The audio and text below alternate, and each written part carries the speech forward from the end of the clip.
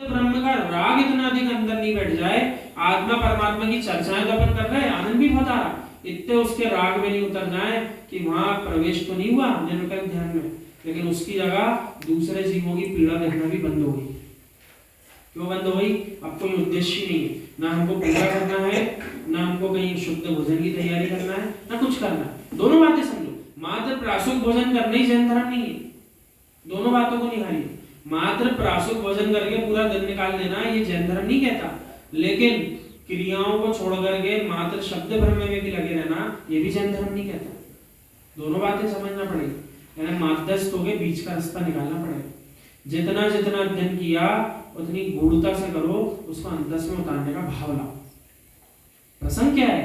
जितना अध्ययन किया, आपसे कोई रेस नहीं लगाने को कह रहा है, दौड़ लगाओ, इस साल कितने ग्रंथ पढ़ लिए, और रेस लगाना आपका उद्देश्य नहीं है। आप तो यूं सोचो, जितना मैंने जिनवाणी का अध्ययन किया, कितनी गूढ़ता से किया, और जितनी गूढ़ता से किया मेरा ज्ञान और सम्यक उतना ही गूढ़ हुआ है। अब मुझे मिथ्यात्व गिरने में कर्मों को उतनी मेहनत करना पड़ेगी, और यदि मेरे पास सम्यक्ति नहीं है तो फिर प्रसंगी का नीचे गिरने का, मिथ्यात्व तो है, या तो मिथ्यात्व में है या सम्यक में है, दो ही तो प्रसंग है अपने सामने। तो यदि जीव सम्यक में नहीं है तो कहाँ है? मिथ्यात्व में। अब मिथ्यात्व में अपन ना गिरे, सम्यक है तो सम्यक को सुरक्षित करो। जिसके घर भी बेचारे टूटे फूटे होते, तो आप देखना ऊपर सब क्या करता है, छत पे पन्नियां बिछा देगा, सामान भारी भारी रख देगा, कुछ और अरेंजमेंट ऐसे करेगा, क्या अंदर पानी ना रिसे। उसी प्रकार सम्यक यदि जानकारी हो गई है कि है अपन सम्यक दृष्टि, तो इस बारे में अपनी कितनी ज्ञान चल रहा है, उस सम्यक में दरारें ना पड़ जाए, उसके अंदर मिथ्यात्व का जल प्रवेश ना करने लगे। क्योंकि वो जल यदि एक बार आने लग गया तो फिर घर तो तबाह होना ही होना, थोड़ा समय लग जाएगा लेकिन तबाह हो जाएगा। इसलिए उसको पानी को तो मिथ्यात्व के अंदर आने से रोकनी पड़ेगा। अब मिथ्यात्व को आना रोकना है तो बहुत मेहनत लगती है। जीव को मिथ्यात्व में प्रवेश करने के लिए अपने आप को यदि बचाना है तो पंचम काल में मात्र जिनवाणी ही सहारा है, मात्र जिनवाणी सहारा।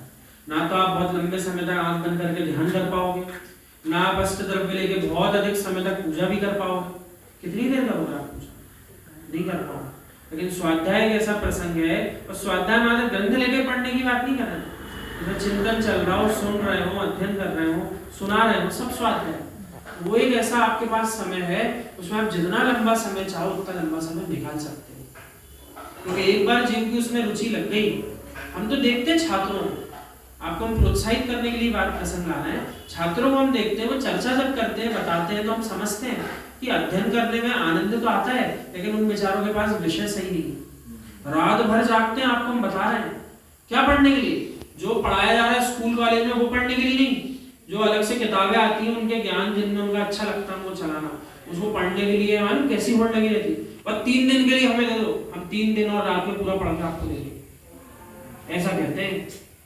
क्या कारण है उसका? उसमें रुचि जागृत हो गई है, तो उनको रात को नींद नहीं आ रही, तो पूरे दिन भी अपना अध्ययन जो करना था उसको छोड़ के उसी के अध्ययन में लगे कि ये किताब पूरी करना है, इसमें क्या लिखा है। अब वैसी रुचि यदि जैनी सम्यक दृष्टि को जिनवाणी में नहीं हुई तो क्या फायदा? ऐसी कैसी रुचि जैनी सम्यक दृष्टि को जिनवाणी के अध्ययन में नहीं हुई तो क्या फायदा? कोई फायदा नहीं। क्यों?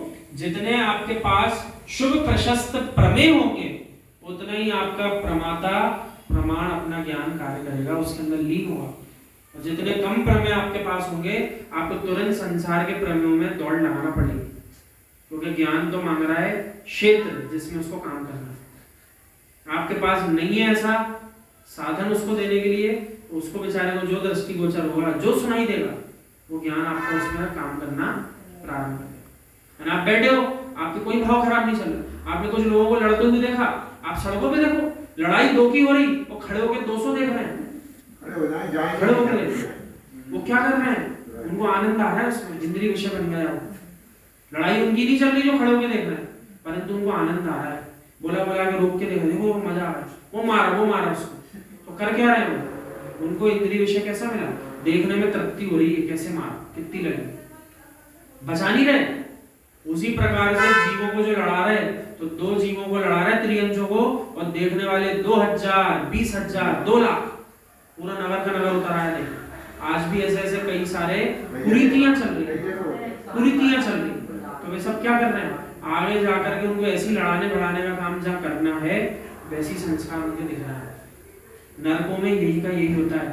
या तक कि वैदिक संस्कृति में भी जो चित्रण बनाया, हमने चित्र बनाया, हमारे पास आया था एक चित्र भी, हमने इसलिए नहीं भेजा कि अपने आगम में इतने सारे कुछ है, अपन वैदिक परंपरा का चित्र क्या भेजा, उसमें उन्होंने प्रसंग क्या दिखाया, जो जैन आगम में लिखा है वही वैदिक संस्कृति में भी दिखाया कि मदिरा पान कोई वैश्य, कोई क्षत्रिय, ब्राह्मण यदि करता है तो चित्र फिर ऐसा बनाए, कार्टून का चित्र, उसमें एक नार की छाती पे अपना पैर रखा हुआ है, दूसरे नारकी के उसका मुख खुल गया और उसके मुख में खौलता हुआ वो तेल जो होता है, लावा होता है, वो डालना चाहिए। तो ऐसे चित्रण और ऐसे प्रसंग ऐसा नहीं मात्र जैन आगम में बताया, वैदिक परंपरा में भी इस प्रकार से सत्य व्यसनों से दूर रहने की प्रेरणा दी है। लेकिन पालन करने का विषय यह है, जैनी कुल में होकर के भी आप जैन वृत्ति का पालन कर पा रहे हो तो जैनी हो।